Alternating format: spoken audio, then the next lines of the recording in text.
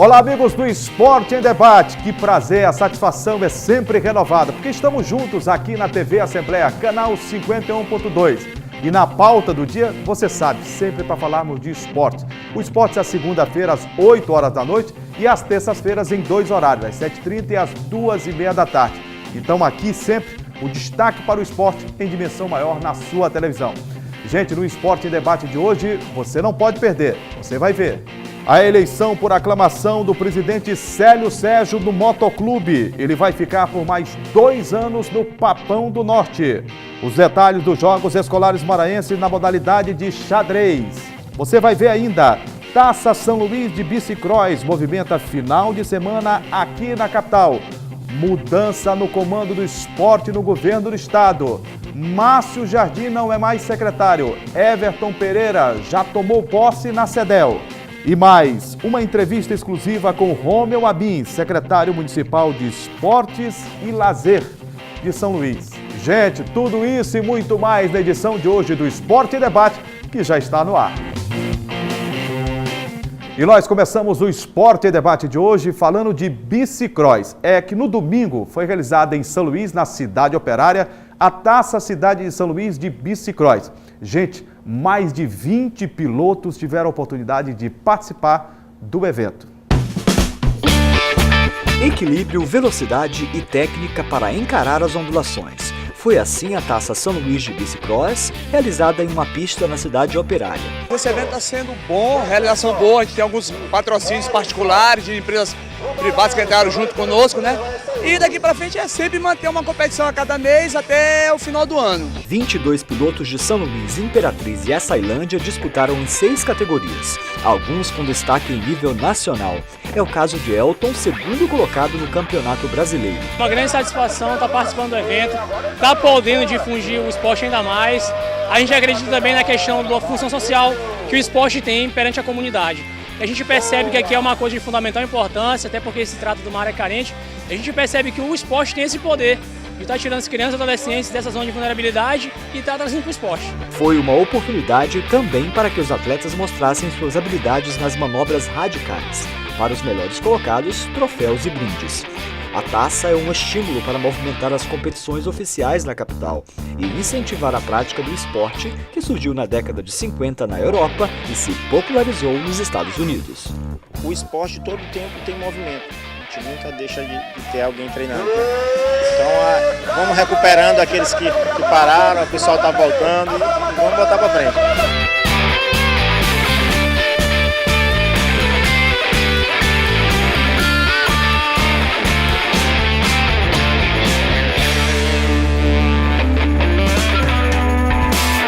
Olha só, chamou a atenção o número de competidores na Taça Cidade de São Luís de Bicicross. Vou falar sobre este evento, recebendo o Gregório Dantas aqui. Tudo bem, Greg? Tudo bem, Juninho. Tudo tranquilo? Um prazer estar aqui. Você está voltando da Baixada, tudo normal lá em Pinheiro? Novamente voltando de Pinheiro, tudo tranquilo. Tranquilo. Só um calor, né? Muito grande, mas faz parte, faz parte, é normal, né, Juninho? Ô, Greg, 20 pilotos tiveram a oportunidade de participar da Taça Cidade de São Luís de Bicicross. É verdade. Chamou a atenção o número de participantes. Verdade. Na verdade, Juninho, não foram 20, foram 22 pilotos, né? Que é um número, assim, expressivo, né? De uma modalidade que vamos dizer assim, na década de 90 teve alguma força, muita força aqui em São Luís, passou por um período meio esquecido, né? Mas agora com as pistas de bicicross estão voltando para a cidade, tem aquela da Lagoa da Jans, tem essa aqui também da cidade operária. Eu, inclusive, conversei com o organizador da competição, que é o presidente da Federação Maranhense de Bicicross, o Paulo Roberto, antes do evento, para pedir informações da nossa equipe lá, visitar, ver como é que ia ser a prova. Ele disse que seria uma prova com 22 pilotos, né, exatamente, e com representantes de várias cidades do Maranhão, por exemplo, de São Luís, de Imperatriz e de Açailândia também. E a federação tem que estar muito preocupada com esse resgate, porque como você falou anteriormente, na década de 90, finalzinho da década de 90... teve uma força... Teve um boom, né? Uma participação foi muito grande, né, de atletas aqui em São Luís. Isso ficou um pouco esquecido por falta de atuação da entidade. Exatamente. E agora parece estar renascendo. Está renascendo. Eu me lembro que no começo do ano teve também uma edição da Copa São Luís de Bicicross, ainda no mês de janeiro desse ano de 2017. E agora já temos essa segunda edição também. Eu entendo que a gente precisa de mais competições, né? Lógico. Porque quanto mais competições você realiza, né, você vai atraindo o maior número de participantes, né? E aí você vai difundindo essa modalidade que tem, sem dúvida nenhuma, simpatia por parte dos esportistas aqui no Maranhão, né? Tem sim, Juninha. Inclusive, nós temos destaque aqui, tivemos também, você pode ver na matéria, uma entrevista com o Elton Loyola, que é competidor, competiu nesta prova aqui em São Luís, nessa Taça São Luís de bicicross, e ele foi o segundo colocado no último Campeonato Brasileiro, ou seja, um resultado expressivo, e nós temos competidores a nível nacional disputando essas provas aqui no Maranhão, que mostra que nós temos que cada vez mais investir, a federação está certa em realizar essa prova, agora vamos esperar que aconteçam outras provas também, né, dessa modalidade. É verdade. Agora o destaque do Esporte em Debate para a modalidade xadrez. Gente, o final de semana foi de atividades nos Jogos Escolares Maranhenses. A modalidade xadrez, ela é uma etapa seletiva também para a disputa dos Jogos da Juventude, que acontece a partir do próximo mês de novembro. E você vai ver agora no Esporte Debate como foi a etapa dos gêmeos da modalidade de xadrez no final de semana. Um jogo que exige concentração e muita habilidade de raciocínio. O xadrez é uma das modalidades dos Jogos Escolares Maranhenses. As competições individuais foram travadas no Instituto Educacional Magnólia, na Forquilha. Muito importante esse esporte, que a Secretaria apoia, entendeu? No que puder fazer, ter uma estrutura aqui grande, com quadra, com tudo, entendeu? E parabenizar a Secretaria, através do secretário Márcio Jardim, e o governo do estado, o governador Flávio Dino, que nos ajuda, que nos apoia. E é isso, assim, o esporte é muito importante, o xadrez também para a educação desses meninos. Olhares atentos a cada jogada. Os atletas têm idades de 15 a 17 anos. São 74 participantes. O campeão vai representar o estado nos Jogos Escolares da Juventude no mês de novembro em Brasília. A modalidade xadrez está presente nos Jogos Escolares Maranhenses desde o princípio, na década de 70, e cresceu exponencialmente em número de participantes, com alta adesão de atletas provindos dos diversos municípios maranhenses.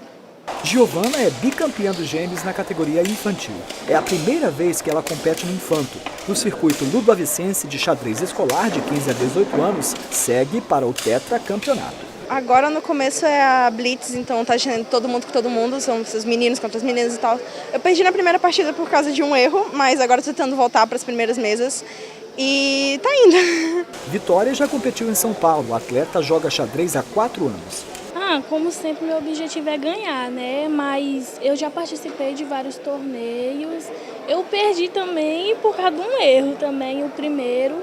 Mas pra mim tá sendo super bom. Pela manhã eles estão fazendo um torneio que a gente chama de Blitz, né? Que cada jogador tem 5 minutos com 5 minutos. E é um nível bem razoável, né? Para nível escolar, né? Eles estão começando a conhecer o xadrez, né? As regras. E é um bom momento para eles aplicarem o conhecimento que eles adquiriram durante o ano, né? Um esporte que mexe com a inteligência.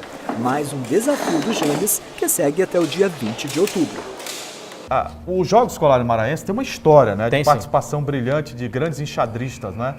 E aí a gente vai lembrar de Rafael do Alibe Leitão, Sim, né? do Nicolau Leitão do Nicolau também. Leitão e de outros grandes enxadristas maranhenses que começaram a sua vida no esporte a partir dos gêmeos, né? Exatamente, Juliano. Então é uma modalidade, e valendo vaga agora para os Jogos da Juventude, né? Se tornou mais acirrada a disputa, né? É sim, Jurinha. Inclusive nós tivemos este ano, agora de 2017, os gêmeos estão completando a sua 45ª edição dos Jogos Escolares Maranhenses, né? Que é um número simbólico e importantíssimo, E né? o Maranhão, para que você tenha uma ideia, é um dos poucos estados da federação em que mantém jogos escolares, né? Jogos colegiais. Está quase terminando isso, né? Uma cultura que era muito forte e que no não Brasil. deveria terminar. Exato, era uma cultura que era muito forte aqui no Brasil. Nós temos destaque também, por exemplo, nos países como Estados Unidos e Canadá, que o esporte mais forte lá são os esportes escolares e universitários. E aí né? você compreende por que é uma potência olímpica. no esporte, né? E uma potência olímpica por isso, porque o investimento surge desde a base, na época da escola e depois na universidade. Greg, existem modalidades que são eminentemente colegiais. Exato. Né? Vem a partir da escola, né? Esse trabalho de educação física, de torneios intercolegiais, de jogos como esse, né? Que movimentam uma escola disputando contra a outra, a rivalidade de bairros, a rivalidade entre as escolas que sempre existiu aqui no Maranhão a partir dos gêmeos, né? É verdade, e a modalidade de xadrez foi disputada agora neste último final de semana na escola Magnólia, ali no bairro da Forquilha, né? E como você bem lembrou, essa etapa aqui, Maranhão, dos Jogos Escolares Maranhense, dos Gêmeos, classificatória para os Jogos da Juventude, que serão realizados no mês de novembro. Agora, se eu não me engano, parece que vai ser em Brasília, mas a gente pode trazer essa informação depois, né, com mais certeza, mas parece que vai ser em Brasília. E nós tivemos destaque, inclusive foi entrevistado na nossa reportagem, a menina Giovana Piovacari. Essa aqui é um grande talento, um jovem talento do esporte maranhense aqui, ó, com apenas 15 anos, Jurinha. Ela é bicampeã infantil dos Gêmeos, de 2015 e 2016, ainda pela Escola Divina Pastora. Que talento. Exato. E esse ano ela foi campeã novamente, agora pelo Colégio Educales, antigo Colégio Educato, né? Que a gente conhece ali. Ele foi subdividido. Existe o Educato e tem o Educales. O Educales é no Angeli, né? Ali próximo do Beckmão. E o Educales no Manil. Inclusive eu estudei no Educato na minha juventude também. Temos esse destaque da menina Giovana e o destaque que ela já automaticamente está classificada para os Jogos Escolares, para os Jogos da Juventude, que vão acontecer agora no mês de novembro também. Portanto, que ótima notícia. Já é a segunda vez que a gente traz aqui um destaque para essa modalidade do xadrez. Já falamos aqui também das etapas ludovicenses dos Jogos Escolares também. E agora dos Gêmeos, né? Então vamos trazer cada vez mais esse destaque de várias modalidades. E o pessoal do xadrez é organizado, eles têm grupos, né, de WhatsApp, tem redes sociais, eles usam bastante para divulgar a modalidade, são muito ativos. Exatamente. Depois do intervalo, o destaque para uma entrevista exclusiva com o secretário municipal de Desportos e Lazer, Sendel, Rômio Ami. Nós vamos falar do Estádio Municipal Nilzio Santos, de praças esportivas que vão ressurgir a partir da gestão do Rômio Ami e o destaque também para o esporte amador. Segura aí que daqui a pouco a gente volta.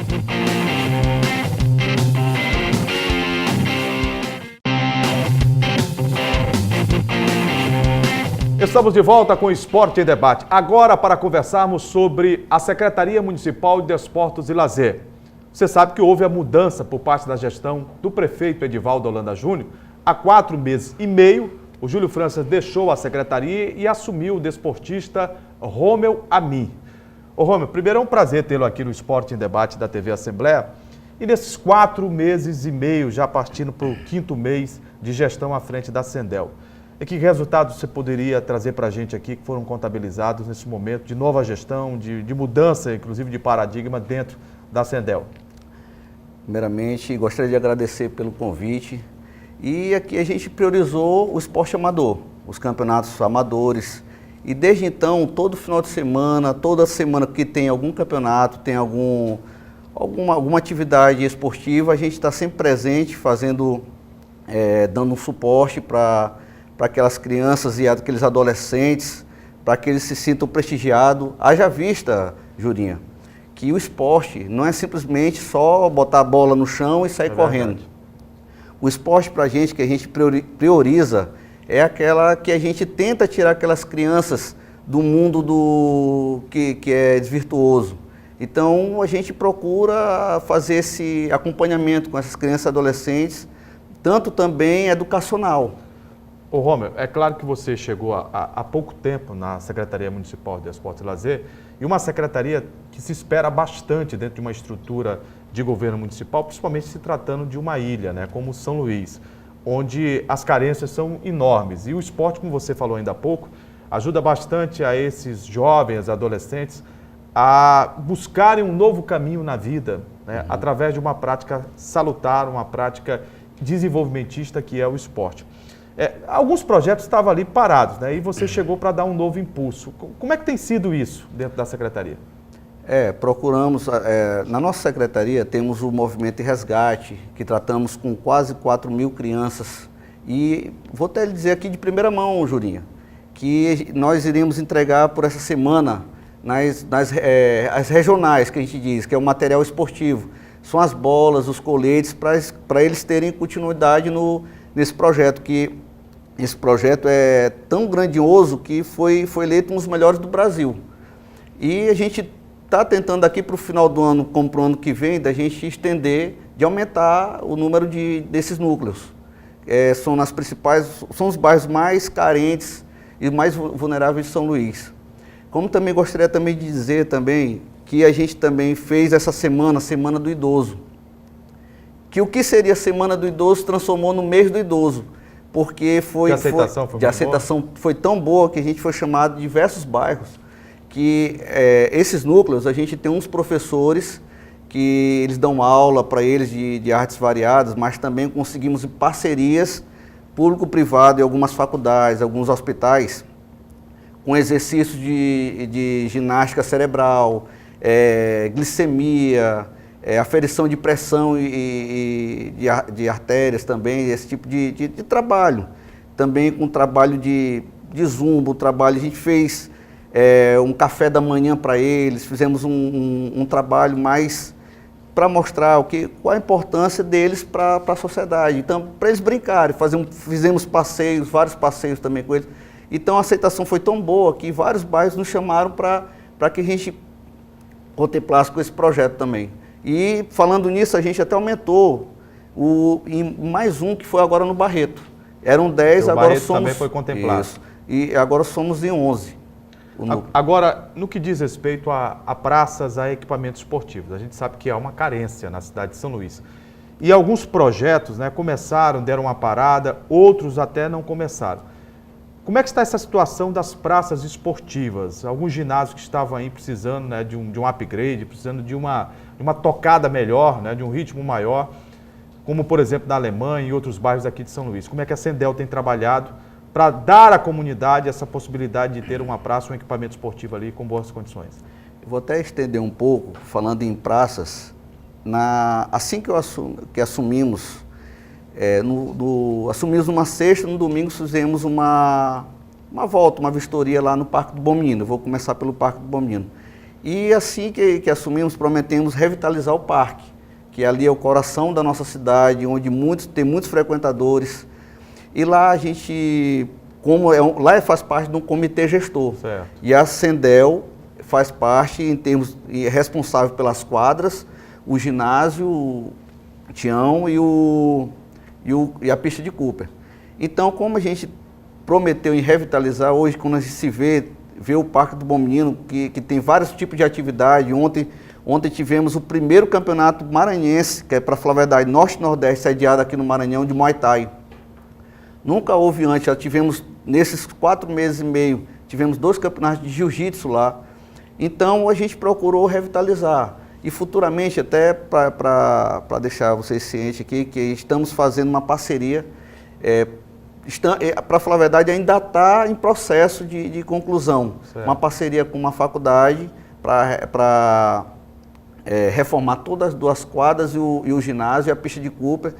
E também eles vão, em contrapartida... Para este ano ainda? Para este ano. E, em contrapartida, eles vão ceder todos os estagiários da parte de enfermagem, nutrição, biomedicina e, principalmente, educação física, para auxiliar todos os frequentadores do parque. Em relação às outras praças, quando chegamos na secretaria, nos deparamos com algumas coisas que estavam ainda pendentes, que foram os campos da Elinha e do Coroadinho, que, graças a Deus, a empresa já voltou aos campos. E a quadra Está trabalhando nesses campos? Já. Graças a Deus já voltaram. Tem um prazo para poder ser entregue? Não tem prazo, porque depende deles, eles não citaram prazo. E estão fazendo limpeza, já colocaram a drenagem, já fizeram toda a parte de cima. Falta só colocar grama e algumas coisas. Em termos da quadra da Alemanha e da Liberdade, o da Alemanha já está, em termos da parte da secretaria, já está toda, não tem pendência nenhuma, já está à frente da Caixa. Só está esperando o aval da Caixa para o empresário, para a liberação do recurso. Agora, secretário, em relação ao estádio municipal Neuzinho Santos, né, que está dentro do coração do esporte da cidade de São Luís, e é uma praça fundamental para o futebol do estado do Maranhão. O secretário que antecedeu o senhor, o Júlio França, prometeu para o mês de outubro, né? Outubro nós já estamos. É claro que o senhor assumiu, né, meio que a saída dele, né, e com o objetivo de resolver todas essas pendências aí, como o senhor citou ainda há pouco, as praças esportivas, ginásio dentro do bairro, né, e outros projetos, né, que contemplam o esporte amador. Mas em relação ao Neuzinho Santos, o que o senhor teria para dizer? Como é que estão o andamento dessas obras, né, de melhoria, de modernização do estádio? Assim que chegamos lá, pelo que me consta, foi feita uma reforma lá no Neuzinho Santos. E o Neuzinho Santos, Julinha, estava apto para o jogo. Tanto é que o Sampaio jogou, tá tendo, ontem teve um campeonato, teve o jogo da Série B no Nilzinho Santos. Campeonato Maranhense, Isso. Né? E muito me surpreendeu porque os times daqui não aproveitaram, que haja vista é um caldeirão. É verdade. O Nilzinho Santos é um caldeirão ali. A torcida participa o tempo inteiro. O gigante da Vila Passo. E tu sabe que eu sou nascido e criado também, eu digo Nilzinho Santos, porque nunca deixei de assistir um jogo do Moto.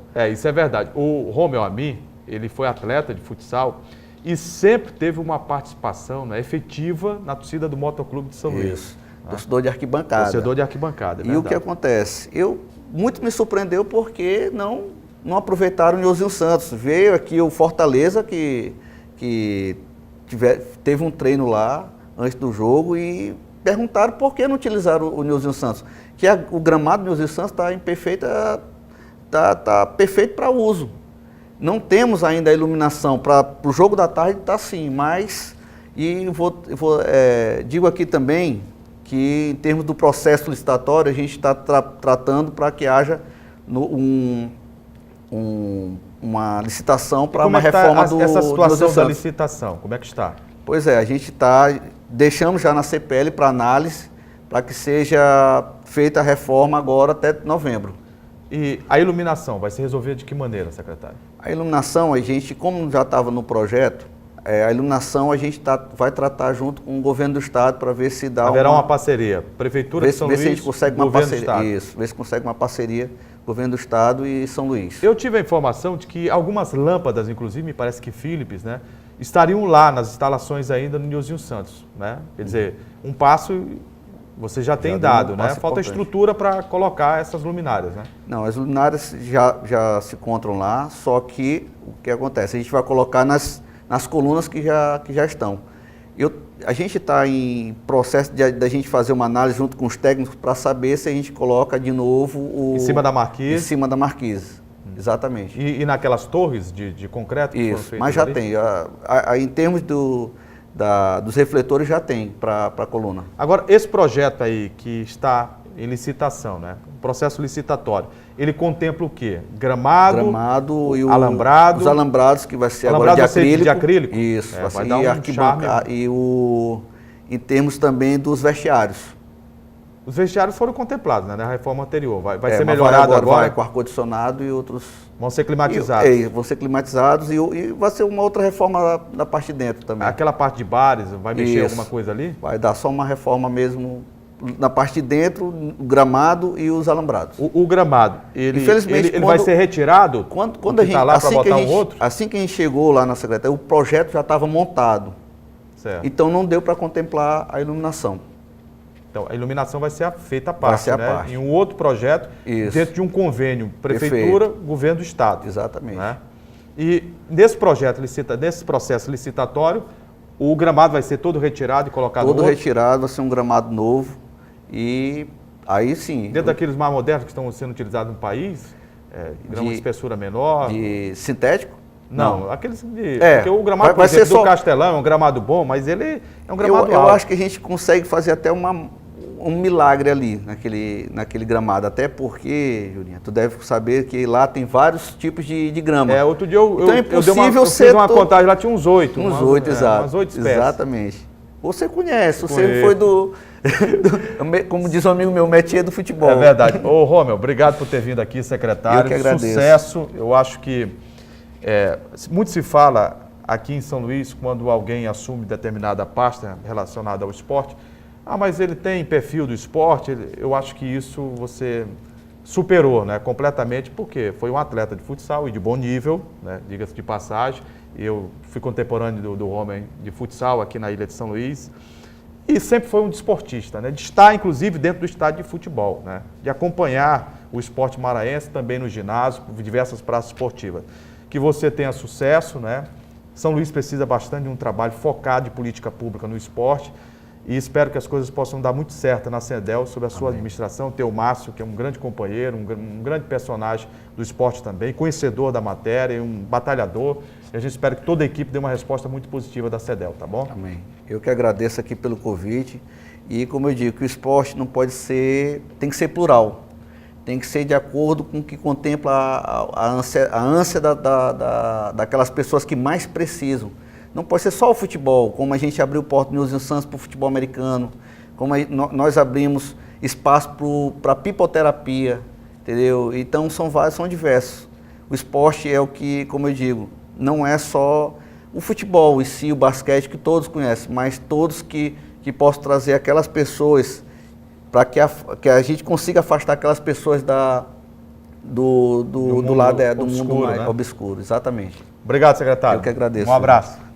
Ô Greg, você viu o secretário Romeu Almi falando sobre projetos que estavam até engavetados, né? As praças esportivas, né? Recuperação, processo licitatório do Estádio Municipal Nilzinho Santos e o convênio, né, que está sendo feito aí com o governo do estado para resolver a situação da iluminação. Eu vi o secretário disposto a fazer, né? Juliana, na verdade eu vou começar o meu comentário falando a respeito do prazer que é receber o secretário aqui, finalmente, né, e deixar bem claro, fazer vamos dizer, uma leve crítica à assessoria de comunicação da prefeitura, porque nós já estamos tentando trazer o secretário desde o começo da gestão dele. Né? E eu não entendo, porque ele é muito solícito. Exatamente. Né? É um desportista, foi um atleta de futsal. Exatamente. Um cara de bater papo, de conversar, tá entendendo? De estar todo dia no esporte, todo mundo conhece o Romeu, né? E mostrou aqui na nossa entrevista, que você conduziu brilhantemente, que estava aqui para responder todas as perguntas, inclusive respondeu sem medo de nada. Mas tem gente que gosta de burocratizar a coisa, né? E de botar um muro, né? Cercar, parece que proteger desnecessariamente o secretário, que isso impede até que as informações boas, como ele trouxe para a gente aqui, sejam divulgadas. Por exemplo, nós tivemos aqui, como ele acabou de falar, Jurinha, a realização do Campeonato Norte-Nordeste de Muay Thai. Ele acabou de falar aqui no Parque do Bom Menino. Uma modalidade importante, né? Aqui que tem crescido e aqui no Maranhão, né? Um evento dessa magnitude, né? E a gente ficava se difícil divulga, né? De saber se o secretário não pode vir falar com nossa equipe, conosco aqui, né? Com a imprensa, né? Com a imprensa de modo geral, exatamente. E eu gostaria de destacar também outros fatos da entrevista, como, por exemplo, a questão das quadras poliesportivas, que você bem tratou com ele. E que nós mostramos aqui, né, antes do Romeu Almi, essas quadras que estavam paradas, né? Isso, o serviço não acontecia, as obras não andavam. Quadra da Alemanha. E ele rapidamente disse aqui, né? Mostrou. Ilinha, né? O campo do Beira-Rio, a quadra que a gente falou bastante da Alemanha, isso, né? Poliesportiva. Campo do Coroadinho e o da Ilinho, que eram as maiores críticas, né? Beira-Rio. Exatamente, as maiores críticas em relação a esses dois campos. Com relação também à quadra da Alemanha, ele já explicou aqui para os nossos telespectadores todo o processo que está acontecendo. Eu gostei muito dessas explicações do secretário e também agora resta da gente também cobrar, né? Que todos esses prazos que ele determinou sejam cumpridos. E também, agora um fato que mais uma vez me entristece um pouco é que, pelo jeito, nós não sabemos quando é que a iluminação vai chegar no estádio Nilzinho Santos, porque ele bem admitiu que o projeto que foi deixado pelo o secretário anterior, Júlio França, não contemplava a iluminação do estádio, ou seja, ele vai reformar o estádio todo, deixou bem claro, isso aí já me deixa um pouquinho feliz, que nós teremos um gramado totalmente novo. Vamos tirar aquele... vai ser colocado aquele alambrado que não existe mais alambrado de arame farpado. É até proibido. É proibido, exatamente. Vai colocar o acrílico, vai ficar bonito. Vai ficar bonito, como já temos em São Januário, já temos no PV lá em Fortaleza, o estádio Presidente Vargas. Todo em acrílico ali o alambrado, vai ficar mais bonito. E agora só resta, ele disse que espera que com uma parceria junto com o governo do estado, será efetivada, seja contemplada essa iluminação do estádio, porque é um absurdo, né? É verdade, tem que ter iluminação. Exatamente. E ele disse o seguinte, que todas as luminárias já estão, né? Pois é. Na Secretaria Municipal de Desporto e Lazer. Agora falta aquela estrutura, né? Lógico. Para receber. E aí tem dois projetos. Ele explicou aqui para colocar em cima da marquise e o outro para ser instalado algumas torres, né? Isso, naquelas torres. Isso é uma questão de engenharia. De engenharia, lá de iluminação, é uma questão técnica, né? Mas esperamos que seja... E tem que ser muito técnica, porque às vezes, isso eu vi muito acontecer no Estádio Municipal de Nilzinho Santos, fizeram 2 torres lá para fazer contato com a alienígena, aquelas 2 torres de concreto. Muito altas, sem essa necessidade. Aí apareceu algum cientista para colocar as luminárias na ponta, iluminava toda a área adjacente à Vila Passo, não o estádio. Iluminava lá a Praça Catulo da Paixão Cearense. E não o estádio. Exatamente. E aí veio uma outra equipe de engenharia, inclusive da Philips, né, com alguns engenheiros aqui do estado do Maranhão, e disse, não há necessidade para isso. Não precisava ter uma torre tão grande, que foi construída de recurso do Ministério dos Esportes. Sem necessidade. Aquelas 2 torres, sem necessidade. Então, vai se fazer uma adaptação ali e aí a equipe de engenharia vai estabelecer se coloca a iluminação nas marquises ou se outras torres, né, poderão ser colocadas ali ao lado das cabines para que se faça uma iluminação que contemple o campo, contemple o campo e a arquibancada. E a arquibancada, que é o mais importante. Para o torcedor. Eu gostei da explanação do secretário, eu espero que tudo isso aconteça de contento. Ele disse que essas reformas do Nilzinho Santos, que já estão programadas no projeto, que ele recebeu anteriormente, como eu falei, terminarão até o final deste ano, não temos ainda um prazo para a questão da iluminação, espero que seja resolvido o mais rápido possível. Por exemplo, ano que vem nós teremos já no dia 17 de janeiro a estreia do Campeonato Maranhense. Eu acho que dá tempo, né, Juninho? Até 17 de janeiro. Certeza. Nós temos o quê? Novembro, dezembro, 3 meses para instalar uma iluminação, acho que é tempo mais do que satisfatório para fazer essa botar para funcionar a iluminação do estádio Nilzinho Santos. Tem que acontecer mesmo. Tem que né? acontecer. Depois do intervalo, vamos destacar do Esporte em Debate a eleição de Célio Sérgio. Ele é reconduzido ao cargo para mais 2 anos no Papão do Norte. Vamos falar da montagem do time do Sampaio Corrêa, já iniciada para a temporada 2018. O destaque para o Imperatriz, que anunciou o técnico Paulinho Kobayashi. E a mudança do governo Flávio Dino na Secretaria de Desportos e Lazer. Tudo isso e muito mais daqui a pouco. Segura aí que a gente volta já.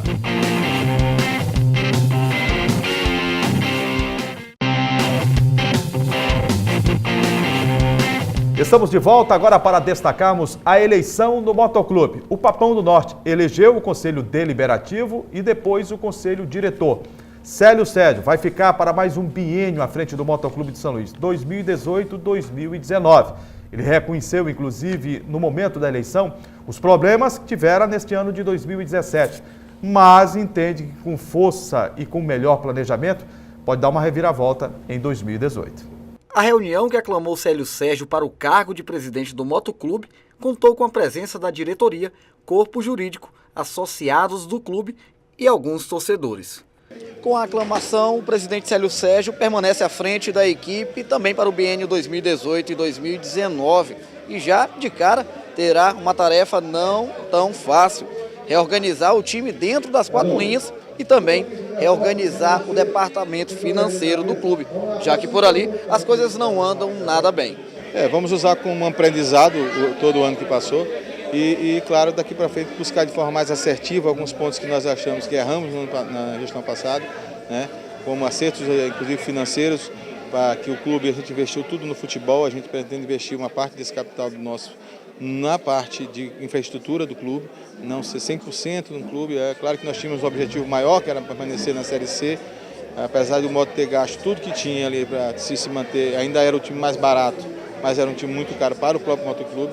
Então a gente vai buscar este ano um time forte, com uma espinha dorsal mais local, que possa dar uma liga mais para a gente com um time regional, mas buscar, claro, fortalecer ali a espinha dorsal com 6, 7, 8 jogadores, com mais qualidade, que a gente possa encontrar num patamar salarial para o campeonato estadual e, claro, no nível da Série D. O presidente falou ainda sobre o planejamento para a próxima temporada. Nós estamos aí na campeonato Sub-19, onde a gente espera tirar bons frutos daí, né, e vamos acompanhar aí a segunda divisão estadual, que a gente espera também escolher alguma coisa desse departamento. Em paralelo a isso, nós já estamos trabalhando com o nosso diretor de futebol, Daniel Menezes, né, em alguns jogadores já palavrados, algumas pessoas com experiência, outros iniciantes, mas que têm a camisa do Moto como um emblema a ser respeitado, a ser seguido com orgulho, onde esses jogadores vão dar o amor que o Moto precisa para mim, para a torcida, para todos nós. Diante da difícil situação financeira em que se encontra a equipe do Motoclube, os diretores tentaram apontar algumas saídas. Tem as emendas, né, no caso do Cabo Campos, que está prometida para o Moto, e também o Moto é um clube incentivado e nós estamos correndo através de projetos, dando entrada nas empresas, para receber o incentivo, principalmente do governo do estado. O valor aproximado da dívida envolvendo o Papão é na ordem de R$430 mil, mas toda essa turbulência ainda não foi capaz de esgotar as esperanças do torcedor.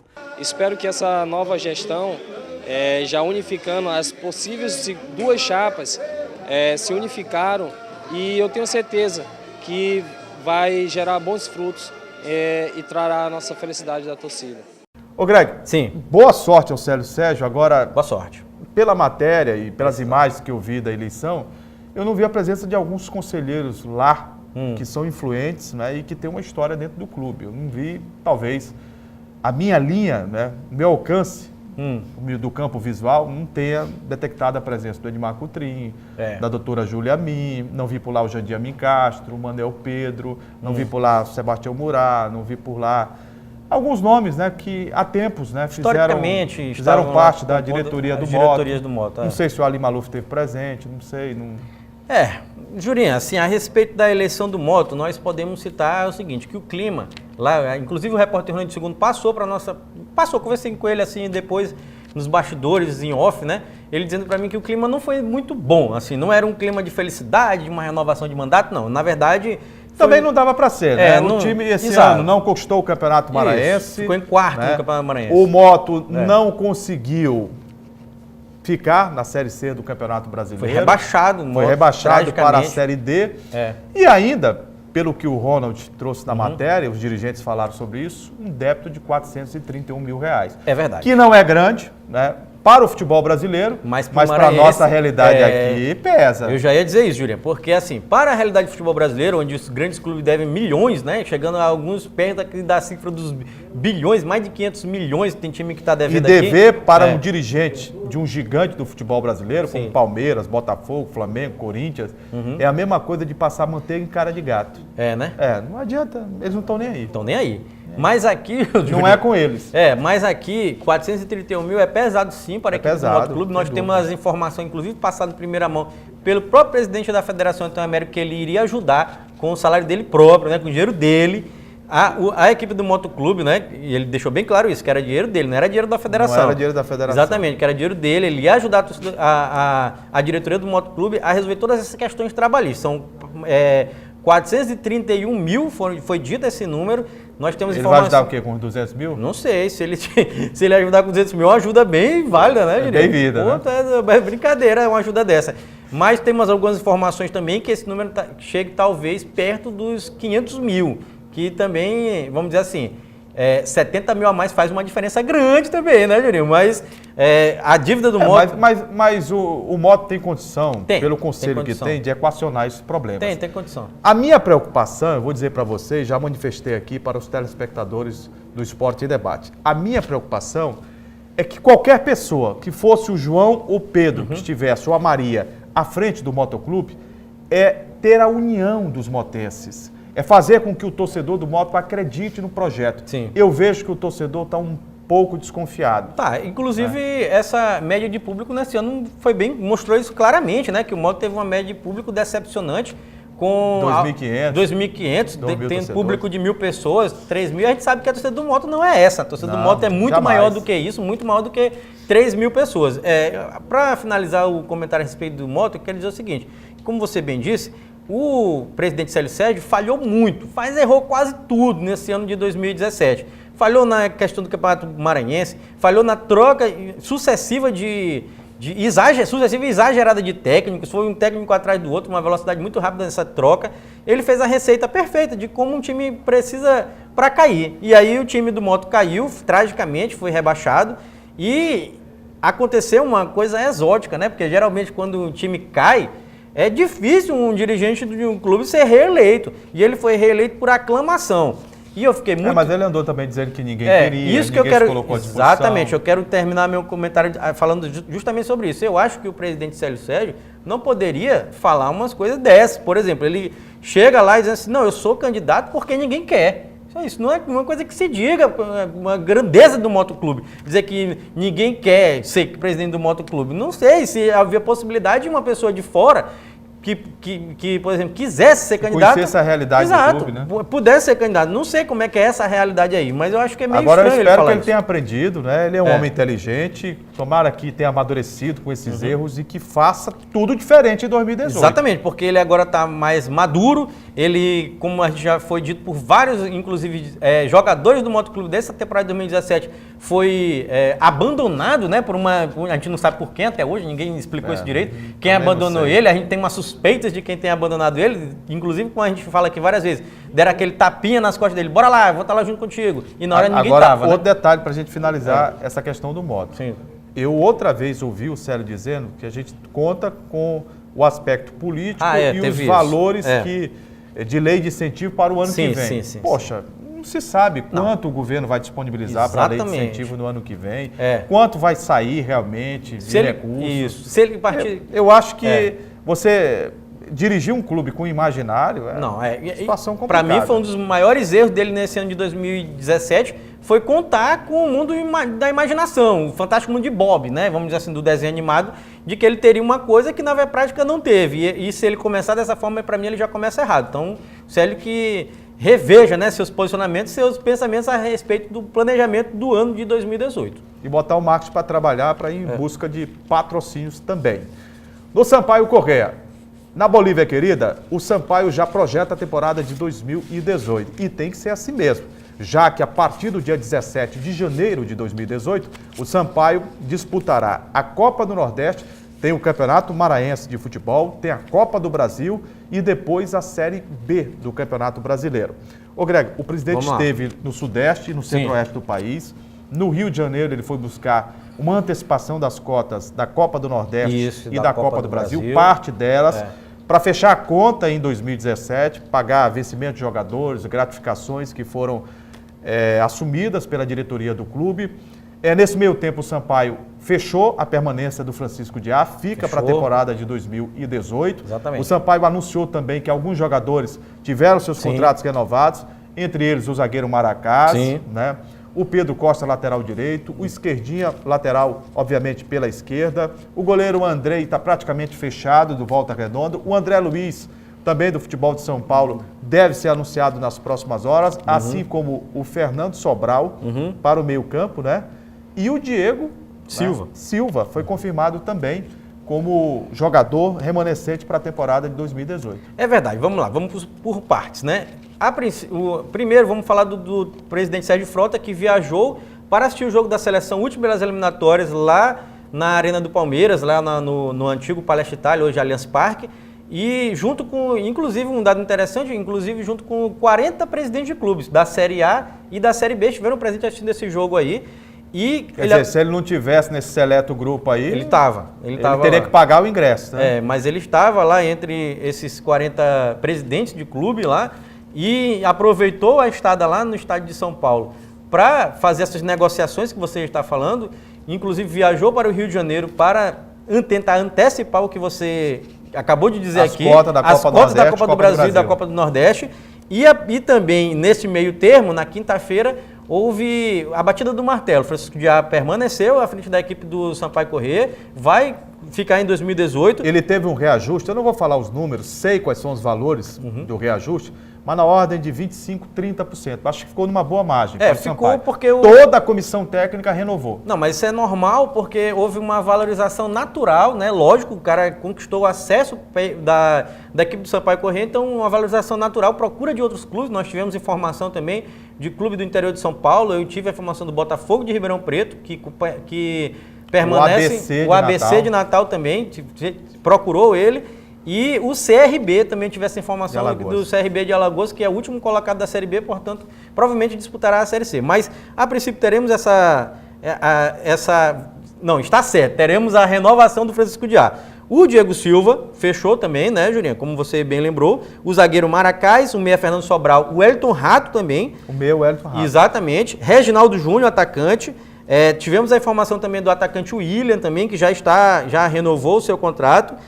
Como você destacou, o goleiro Alex Alves saiu da equipe do Sampaio para mim acertar dessa decisão. Quem foi contratado para o gol está praticamente certo. O goleiro Andrei, que era do Volta Redonda, destaque para mim da Série C. E o André Luiz, que é do 15 de Piracicaba. Um que já está contratado, inclusive regularizado no BID da CBF, é o zagueiro Joécio, que veio do Campinense da Paraíba, inclusive destaque do Campeonato Paraibano. E aí resta saber se o Odair Lucas realmente fecha com o Sampaio, porque ele já tem uma proposta também e com valores altos. Né? E eu tenho a informação também que o Esquerdinha ainda está nesse processo de fechar aqui. A minha informação é essa. Não está meio certo. Eu sei que ele está na cidade de Pinheiro, lá passando as férias, que ele é natural da cidade de Pinheiro. E na quarta-feira ele volta para bater... Tá bem encaminhada, viu? Tá bem encaminhada. Posso adiantar que tá bem encaminhada, falta pequenos detalhes para ele assinar o contrato. Na quarta-feira agora ele volta para bater esse martelo aqui. É bom lembrar que o esquerdinha tem 33 anos, né? Que tem algum destaque aqui dele que eu separei. Já jogou na Grécia, Espanha, Coreia do Sul, Geórgia. No Brasil jogou na RT, no Atlético Mineiro e no Babaçu. Mas quem o recuperou futebolisticamente falando foi o Sampaio. Exatamente. Ele ficou um tempão treinando para se recuperar. Exatamente. Lá no Sampaio, até que ganhou a oportunidade. No ano de 2016 teve uma atuação abaixo, esse ano melhorou muito a atuação dele dentro de campo. Agora, Greg, um fato também importante, o Sampaio há muitos anos, desde que em 2013 conquistou o acesso para retornar à Série B do Campeonato Brasileiro, tenta o contrato de patrocínio com a Caixa Econômica Federal. Foi a última... E na semana passada, o presidente Sérgio Frota esteve em reunião com o deputado estadual, né, seu companheiro de Assembleia Legislativa, Roberto Costa, o deputado federal João Marcelo, o senador da República, João Alberto, e os dirigentes executivos da Caixa Econômica Federal. Deixaram praticamente alinhavado um contrato, finalmente, da Caixa Econômica Federal, que deve girar em torno de 4 milhões brutos de recurso. Isso paga-se uma taxa ali, outra colar, desconto, né, de impostos, 3 milhões e 700 mil deve ser o valor. Jurinha, assim, a respeito desse contrato com a Caixa, é um sonho antigo da equipe do Sampaio Corrêa e é bom destacar que várias equipes das séries A, B, C e D recebem patrocínio da Caixa Econômica Federal. Era muito estranho que uma equipe do tamanho do Sampaio Corrêa, vamos dizer, de visibilidade nacional, não tivesse sido contemplada. Do futebol brasileiro. E hoje, novamente, na Série B, de volta à Série B. Então, foi a última escala, né, dessa viagem do presidente Sérgio Frota, que foi a São Paulo, depois ao Rio de Janeiro e, por último, Brasília, tentar resolver essa situação com a Caixa. Tomara que dê certo e que o Sampaio consiga, sim, este patrocínio que está passando da hora. Já era para ter há mais tempo. Antes da gente falar, Greg, de Campeonato Maranhense Série B, que aconteceu no final de semana, mais uma rodada, o Imperatriz está se articulando e montando a sua estrutura para a temporada de 2018. O presidente Adalto Carvalho esteve, inclusive, aqui nos fazendo uma visita, nós conversamos com ele, ele disse, eu vou montar um grande time. E um grande time começa com um grande comandante. Paulinho Kobayashi, que fez um bom trabalho no primeiro turno do campeonato pelo São José e depois brilhou comandando o Altos no campeonato piauiense da presente temporada, ele foi contratado, anunciado, apresentado e vai estar à frente do Imperatriz para 2018. O que você acha? Eu acho uma excelente contratação, como você destacou aqui. O Paulinho Kobayashi esteve à frente do São José, depois ele foi para a equipe do Altos e lá ele teve um aproveitamento impressionante. Eu separei aqui algumas informações. Em 18 jogos, Juliano, no campeonato no piauiense e na Série D de 2017 desse ano, ele teve 10 vitórias, 5 empates e apenas 3 derrotas, garantido aproveitamento de 64,8% e só foi demitido depois da eliminação da equipe do Altos naquele mata-mata da Série D para o Santos do Amapá. Ou seja, um aproveitamento fantástico. Nós tivemos também a confirmação, olha aqui, do auxiliar técnico Marcelo Copertino, já contratado também pela equipe do Imperatriz, e o preparador físico Gabriel Júnior, filho do Gabriel, que era do Moto lá. Você conhece ele, né? Estudou comigo no Colégio Educado, esse Gabriel aqui, gente boa. Em 2018, é bom destacar também, Julinha, que o Imperatriz vai disputar o Campeonato Maranhense, né? E a Série D. Do Campeonato Brasileiro. É importantíssimo destacar isso aqui, que o Imperatriz terminou em terceiro no Campeonato Maranhense e, portanto, garantiu a vaga na Série D. Agora o Campeonato Maranhense da Série B, a chamada Segundinha. A bola rolou no final de semana.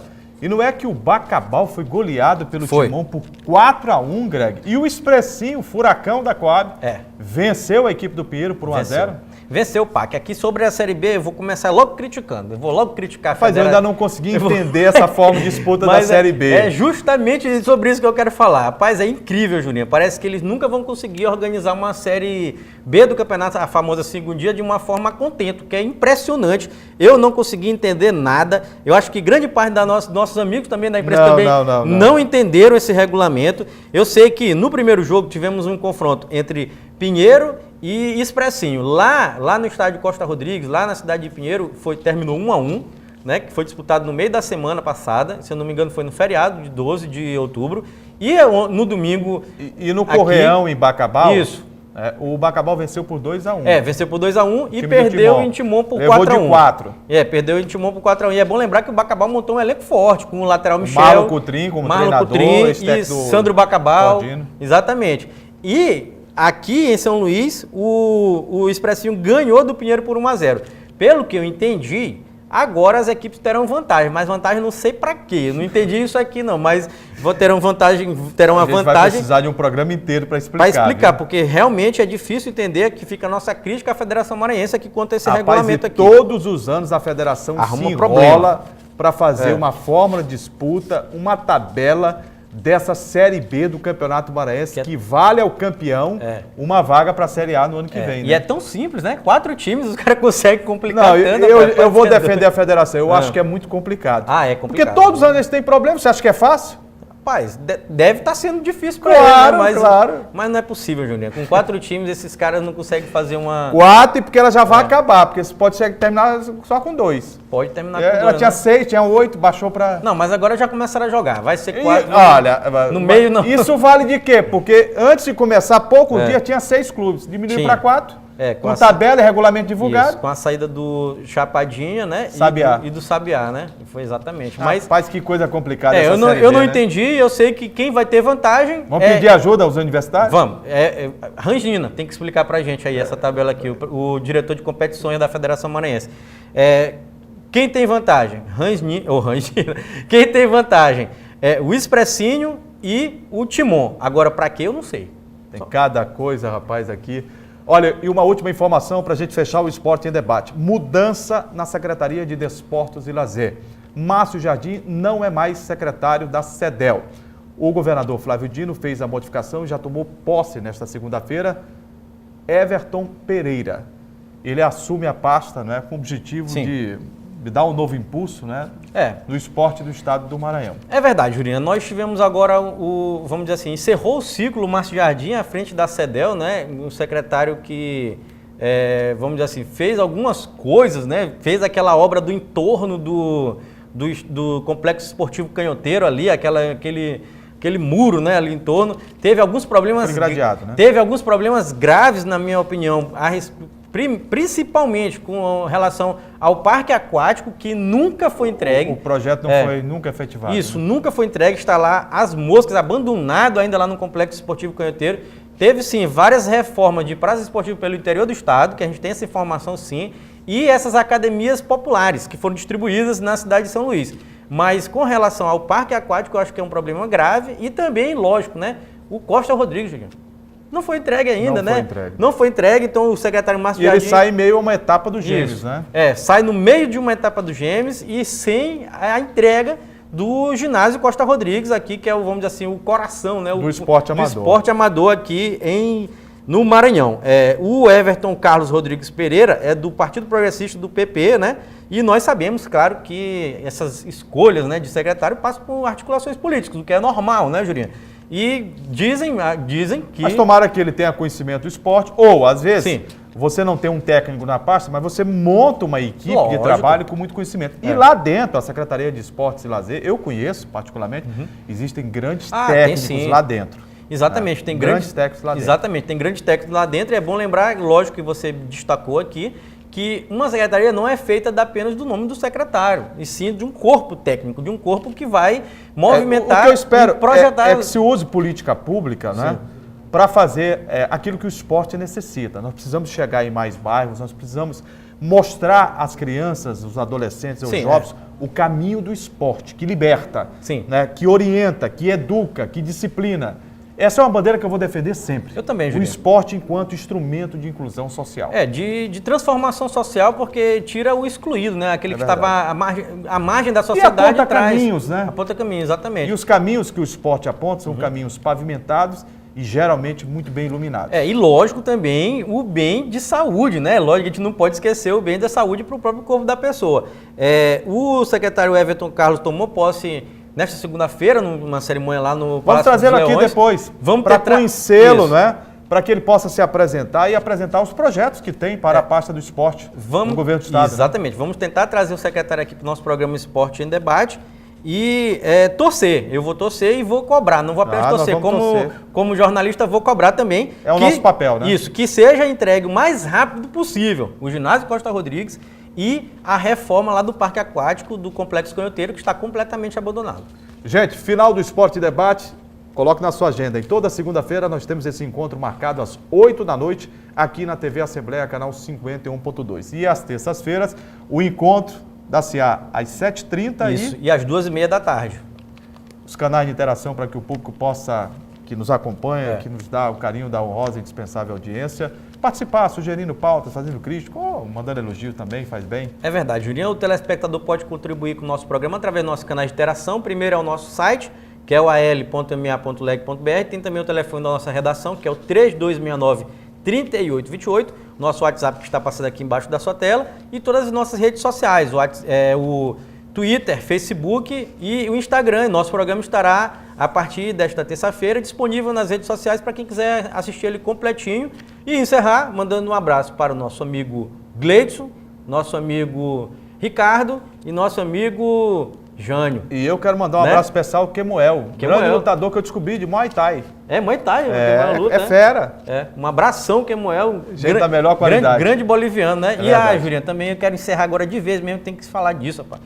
A gente passou batido, porque foi no meio da semana passada, o Dia do Professor. Vamos homenagear todos os professores. Um abraço a todos os professores. Exatamente, que ensinam para as nossas crianças, né, nossos adolescentes. E jovens. Né? Exatamente, um futuro cada vez melhor, né? Verdade. Parabéns, professores. Tem uma professores. contribuição fantástica. Nosso abraço e reconhecimento a todos os professores do estado do Maranhão e os brasileiros que residem aqui também. Ô Greg, um forte abraço, é sempre um prazer estar com você aqui no Esporte Debate. Prazer mesmo, Juliano. Gente, um forte abraço e até a próxima. Até mais.